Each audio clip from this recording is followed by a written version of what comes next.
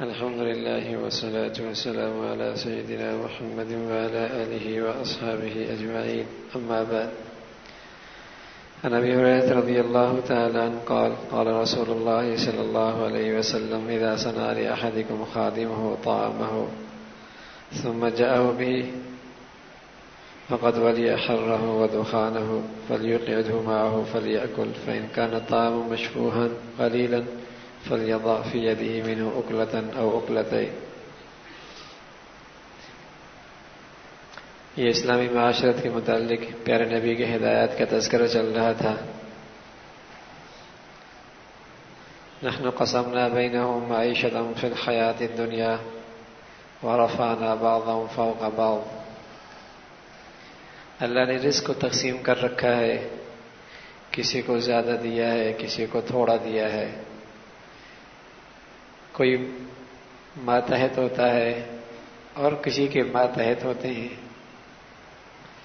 جسے زیادہ دیا ہے اس کا بھی امتحان ہو رہا ہے، اور جس کے پاس تھوڑا ہے اس کی بھی آزمائش ہے. جو اوپر والا ہے، جس کے ماتحت ہیں، اس کا بھی جانچ ہو رہی ہے کہ اس کا برتاؤ ماتحتوں کے ساتھ کیسا ہے. اور ماتحتوں سے بھی پوچھ ہوگی کہ اس کا اپنے بڑوں سے اور اپنے مالک سے اور اپنے ذمہ دار سے برتاؤ کیسا ہے. یہ دنیا کا ایک نظام اللہ نے بنایا ہے، سب یکساں ہوں تو خدمت کون کرے، کام کیسے دنیا کا چلے. فضیلت کا معیار اس لیے یہ نہیں بتایا کوئی افسر ہے تو فضیلت والا، کوئی مال والا ہے تو فضیلت والا، جس سے کہ نوکر چاکر بہت تو عزت والا. نہ بس اوقات ماتحت زیادہ اللہ کے ہاں معزز ہوتا ہے، اور بس اوقات مال والے کے اندر تقوی زیادہ ہوتا ہے. وہ اس فقیر سے جو بظاہر عبادت کر رہا ہے لیکن اس درجے کا تقوی نہیں جو اس مالدار کا ہے، تو اللہ کے ہاں اس کی عزت زیادہ ہے. عزت کا معیار تو تقوی ہے. باقی دنیا کے اندر اللہ نے نظام چلانا ہے، کوئی افسر ہے، کوئی ماتحت ہے، کوئی مالدار ہے، کوئی غریب ہے. تو پیارے نبی نے فرمایا معاشرت کا حصہ ہے، ایک دوسرے سے برتاؤ کیسا کرنا ہے. آپ علیہ الصلوۃ والسلام نے فرمایا جب تم میں سے کسی کے خادم اس کے لیے کھانا تیار کرے اور پھر وہ اس کے پاس لے کر آئے تو اس نے اس پکانے اور بنانے میں گرمی اور دھویں کی تکلیف اٹھائی ہے نا، تو آقا کو چاہیے کھانا تیار کرنے والے اس خادم کو بھی کھانے میں اپنے ساتھ بٹھا لے اور کھلائے. بس اگر وہ کھانا تھوڑا ہو، دونوں کے لیے کافی نہ ہو سکے، تو آقا کو چاہیے کہ اس کھانے میں سے ایک لقمہ تو خادم کو دے ہی دے، کچھ نہ کچھ تو دے ہی دے. بتائیے اگر گھر کا ذمہ دار یوں کر لے اپنے خادموں کے ساتھ تو پھر وہ بھی بے وفائی نہیں کریں گے انشاءاللہ. پھر بھی وہ خائن نہیں بنیں گے، وہ ڈاکو نہیں بنیں گے. معاملہ دونوں طرف سے چلتا ہے، قصور دونوں کا چلتا ہے. بس اوقات وہ بیچارہ کسی دعوت میں شریک ہے، یہ رات 2 بجے تک کھانے میں لگے ہوئی ہیں اور وہ بیچارہ باہر انتظار کر رہا ہے ڈرائیور. نہ اسے کھانے کی اس کی فکر ہے، نہ اس بیچارے کے آرام کی فکر ہے. یہ تو زیادتی ہے. وہ بھی تو آخر انسان ہے، اللہ کا بندہ ہے. یہ دنیا کے نظام کے لیے اللہ نے ایک نظام رکھا ہے، اسے غریب بنایا تو کیا ہوا، ہے تو انسان. تو اس کا بھی حق ہے. اگر آپ نے کھانے پہ جانا ہی ہے اور آپ کو پتا ہے کہ وہاں اس کا کھانا نہیں ہے، تو اسے پہلے گھر سے کھلا کے جاؤ، یا کچھ اسے دے دو جیب سے کہ میں تم کھانا کھا کے آ جاؤ. یہ اسلامی برتاؤ ہے، یہ اسلام کا تقاضا ہے. رسول اللہ صلی اللہ علیہ وسلم سے ایک شخص آ کر کہنے لگا: یا رسول اللہ کم نعفو عن الخادم، فسکت ثم اعاد علیہ الکلام فصمت فلما كانت الثالثة قال اوفوا عنه كل يوم 70 مرة. رواہ ابو داؤد. ایک شخص آیا: یا رسول اللہ میں اپنے خادم کو کتنی مرتبہ معاف کروں؟ آپ خاموش. پھر پوچھا کتنی مرتبہ معاف کروں؟ پھر خاموش. جب تیسری مرتبہ پوچھا تو حضور نے فرمایا 70 مرتبہ معاف کرو. محدثین نے لکھا مطلب یہ تھا خاموشی کا، کہ میاں یہ تو نیکی کی بات ہے، پوچھنے کی بات تھوڑی ہے. جتنی مرتبہ معاف کرو گے اتنی نیکی ملے گی، جتنی مرتبہ معاف کرو گے اتنی نیکی ملے گی، اس لیے خاموش رہے کہ پوچھنے کی بات تھوڑی ہے، یہ تو نیکی کی بات ہے، جتنی کر لو نیکی۔ ایک ہے اس کی تعلیم خادم کی، اور تعلیماً اس کو سرزنش کرنا اور تنبیہ کرنا، جیسے بیٹے کو آدمی تنبیہ کرتا ہے تعلیم کے لیے، اس کی گنجائش ہے، بلکہ بسا اوقات اس کا حکم بھی ہے، لیکن نفسانیت کی بنیاد پر، دنیا کے چھوٹے چھوٹے چیزوں کی بنیاد پر، حدیث میں آتا ہے فرمایا کسی خادم سے کوئی چیز ٹوٹ جائے تو اسے نہ مارنا، یہ خیال کرنا کہ اس چیز کی عمر ہی اتنی تھی، اس نے ٹوٹنا ہی تھا، اس کے ہاتھ سے نہ ٹوٹتا تو میرے ہاتھ سے ٹوٹ جاتا، یہ خیال کر کے تصور کر کے معاف کر دینا، معاف کر دینا۔ تو ایک ہے تعلیم دینا اسے اور تنبیہ کر دینا تعلیم کی بنیاد پر، سرزنش کرنا تعلیم کی بنیاد پر، یہ تو اسلام نے اجازت دی، بسا اوقات حکم دیا کرو، کہ تاکہ وہ اچھا انسان بن جائے اور زندگی میں یہ آپ کی تربیت اسے کام آئے، جیسے آپ آدمی اپنے بیٹے کے ساتھ کرتا ہے، اپنی اولاد کے ساتھ کرتا ہے، سکھاتا ہے، یہ تو اچھی بات ہے، کبھی ڈانٹ بھی دیتا ہے اولاد کو، یہ اچھی چیز ہے، لیکن نفسانیت کی بنیاد پر کہ غصے میں آپے سے باہر ہو جانا اور چھوٹی چھوٹی باتوں پر ہر وقت اسے کوستے رہنا، یہ بری عادت ہے، یہ پسندیدہ نہیں ہے۔ ابو ہریرہ رضی اللہ تعالیٰ عنہ سے روایت ہے، رسول اللہ صلی اللہ علیہ وسلم نے فرمایا من ضرب مملوکۃ ظالما افید منہ یوم القیامہ، جو اپنے غلام کو ناحق مارے گا قیامت کے دن اس سے بدلہ لیا جائے گا، اسے بدلہ لیا جائے گا، تو اس لیے اس کا بھی حق ہے۔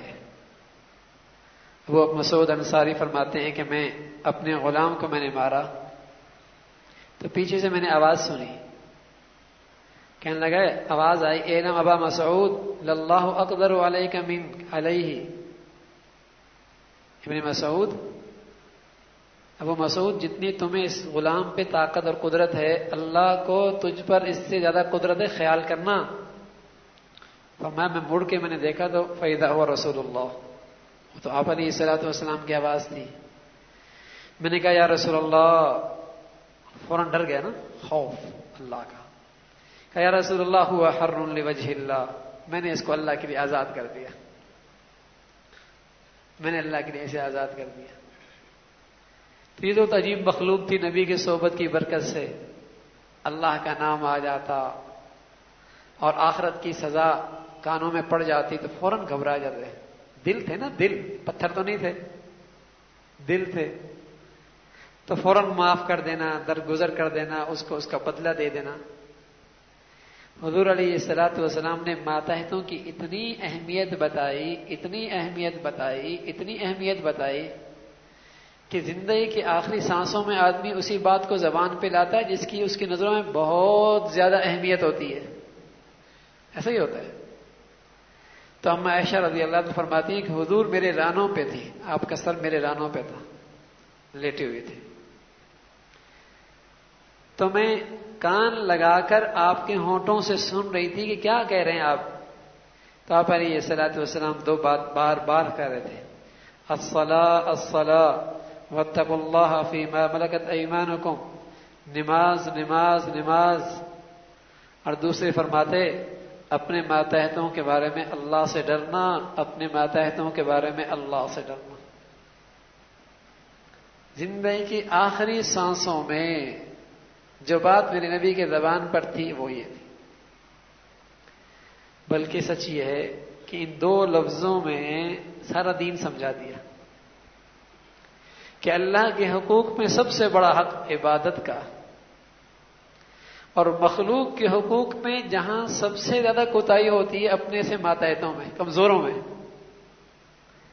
کہتے ہیں میرا غصہ کنٹرول میں نہیں آتا یار، طاقتور کے سامنے کیسے کنٹرول میں آ جاتا ہے، یہاں پڑتا ہے کہ اس کا بدلہ ملے گا، وہاں تو کیسے کنٹرول ہو جاتا ہے۔ تو آدمی کوتاہی کہاں کرتا ہے؟ ماتحتوں میں، کمزوروں میں وہاں کوتاہی کرتا ہے، وہاں حقوق العباد کو ضائع کرتا ہے. بہن ہے، وراثت ہی نہیں دی، کمزور ہے نا بیچاری.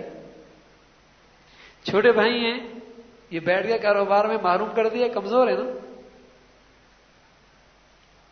پتہ ہے نہیں پوچھے گی.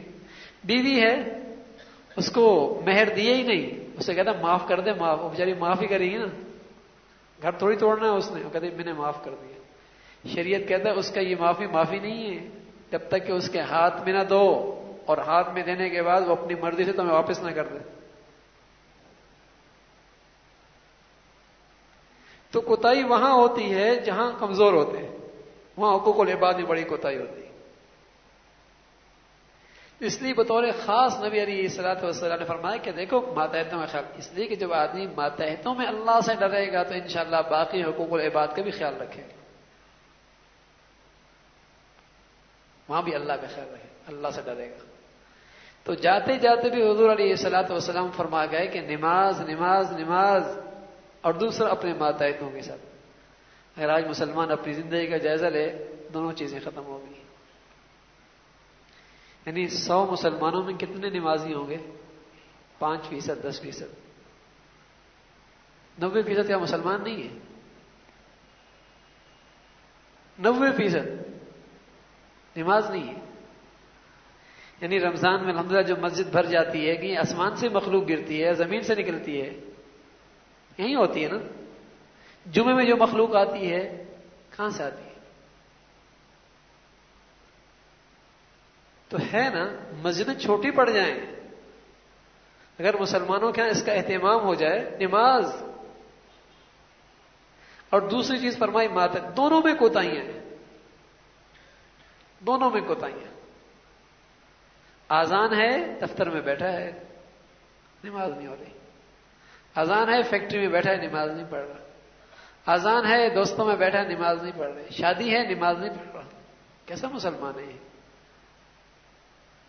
یہ تو ایک ایسا حکم تھا، ایسا حکم جو 100% کافر تھے. 100%، 1% نہیں، 100% کافر تھے، لیکن اپنے آپ کو اسلام اور مسلمان ظاہر کرتے تھے.